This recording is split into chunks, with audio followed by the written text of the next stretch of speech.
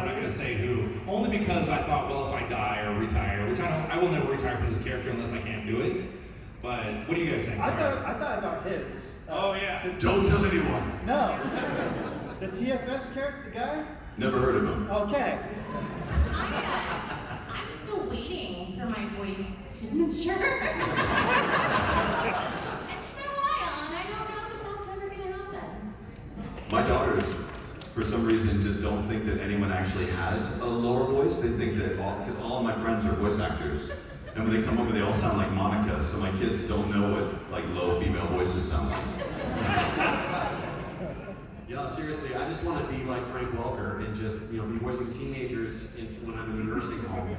Not that he's not in a nursing home, but he's been voicing a teenager since the 60s, and he's still doing it. Megatron and Freddy and all that stuff.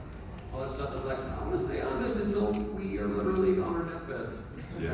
I have one other question, and I'm done. So, Dragon Ball seems to continue because for obvious reasons. But I think there's one other show that has been forgotten. Yu Yu Hakusho? Do you think they will actually continue that? I would love to see more Yu Yu Hakusho. That show is amazing. The cool thing about Yu Yu Hakusho, who liked Yu Yu Hakusho growing up? But who among you thought you were the only ones watching it? Exactly. It came on like after all the other shows, and I think everyone who watched it felt like they were watching something taboo. I'm the only one that's seeing this right now. But then you've all gotten older and realized that you all actually saw it. I would love to play Kuwabara again. And I would use his hair right there. That's awesome.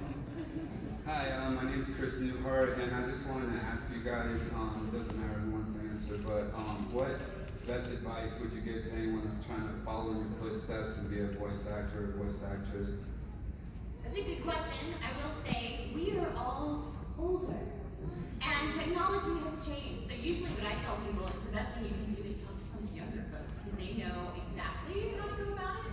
But I think your major stepping stones are acting, like learn how to act as we use a different vocabulary and all that stuff. Improvisation is huge. Sometimes you have to come up with characters really, really quickly. And believe it or not, singing or having some kind of musicality. Yeah. Because we have to match those claps, and being able to do that and not sound like what we call a Shatner, where it's very stilted. He's had this show. He's here. I think he Use the knows. term in front of him, so I didn't forget. But yeah,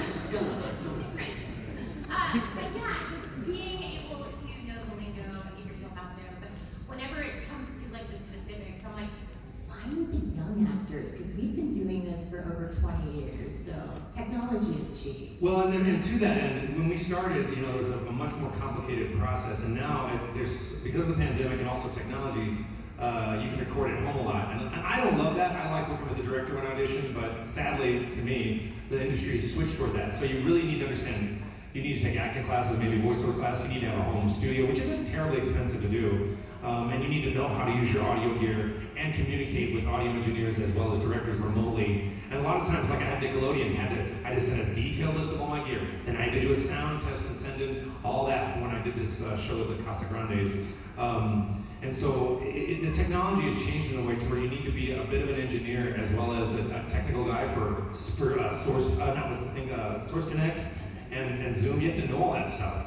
I mean, I've been in union meetings where the actors are all asking how they get their internet working right so they can do this versus other stuff, So, Chris, do you have anything to add to that? I mean, I didn't grow up I didn't have a theater background. I was in theater in high school, but it almost doesn't count.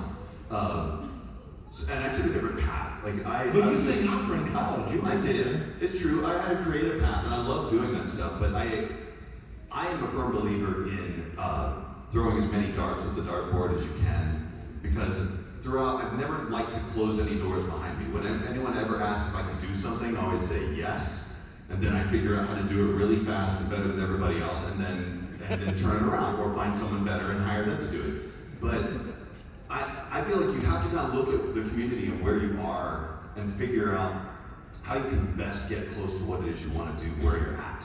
So, for instance, here, I don't think there are any anime dubbing houses here, so your chances of dubbing anime here in Utah are very slim. But I'm sure they shoot films here, they shoot commercials here. I encourage people to get into production